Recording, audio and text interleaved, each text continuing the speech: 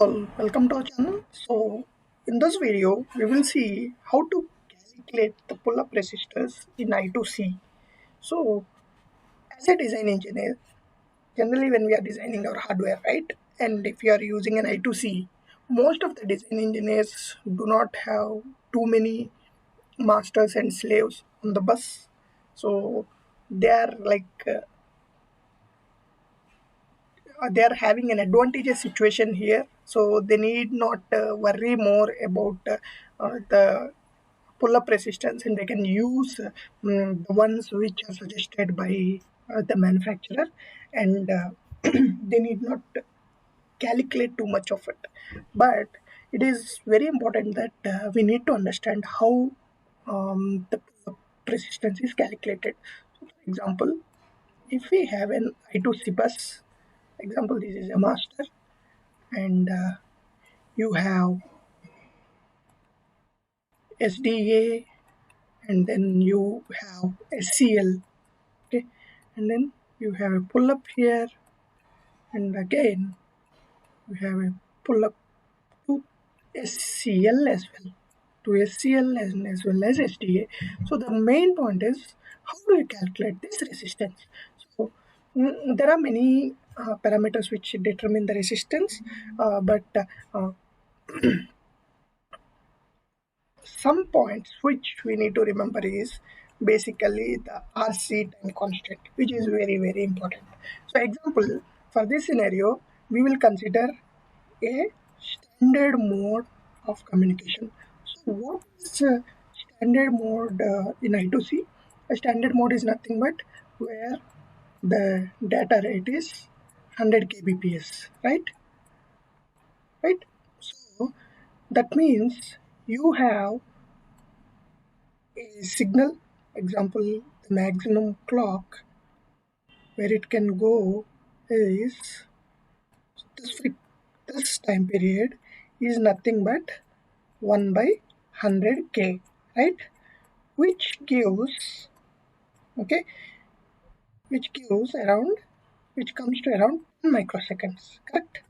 So that means, sorry, till here, that means a clock high and low, that means one cycle is nothing but 10 microseconds, right? So when you are transmitting a signal, there will be some rise time associated with this. Okay, so generally, for a 10 microsecond, the rise time that is allowed in this scenario is maximum rise time that is allowed is 1 microsecond. So this rise time is basically depending on the capacitance of the bus. So you cannot exceed 1 microsecond rise time. So now to calculate the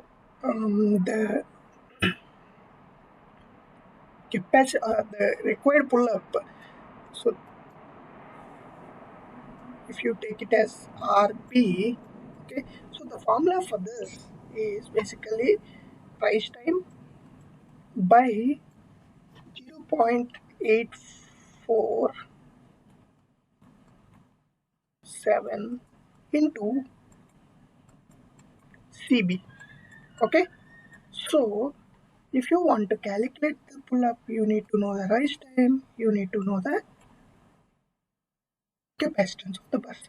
So capacitance of the bus is known by how much uh, capacitance that is existing over this bus. Example, let us assume we have slaves here. So and let us assume this is the last slave on the bus. So you have some area that is being covered by this I2C bus, right? Based on that, you will have the capacitance, which is not a straightforward calculation, definitely, but we can assume that as per the standard, the maximum capacitance that is allowed is 400 pf for a standard mode as per I2C calculation. So, considering that, let us assume we have a maximum rise time, okay, and then 0.847 into the capacitance. Let us assume we take the full the maximum capacitance. Let us assume we are using a maximum capacitance. So in this calculation, when you try to calculate this, you can get the capacitance on the bus. So this is how we can calculate the I2C uh, pull-up resistors. So the major point we have to remember is the rise time is defined as 0.847 into RC. So this is the basic calculation that lies behind the pull-up resistors calculation. So R is what we have to calculate, and this applies for both um, pull-up on both the data and clock lines as well. So not a complex calculation, but only main thing that the designer need to know is about this capacitance, the bus capacitance, which need to be considered. So they can consider if you want to know the maximum resistance that is allowed, um, and the minimal resistance that can be kept, beyond which you cannot increase. You must you can use the 400 pf value and then calculate the resistance.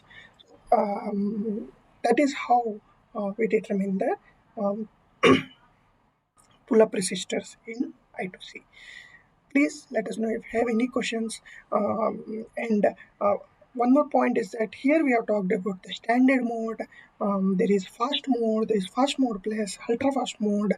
So there are several data rates where you can operate the I2C, and for those specific data rates we have the maximum allowed bus capacitance, and this bus capacitance which we talked about, the standard mode of 100 pf, this is defined in the I2C standard.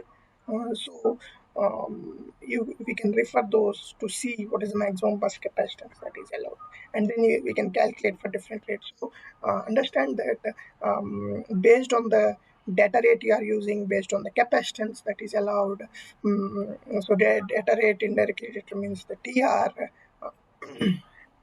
and then the capacitance which is allowed over the bus, or which actually is the value on your PCB. We can calculate the pull-up resistor. So not a complex calculation, right? If you have any questions, please post here. Please like and subscribe our channel. Thank you.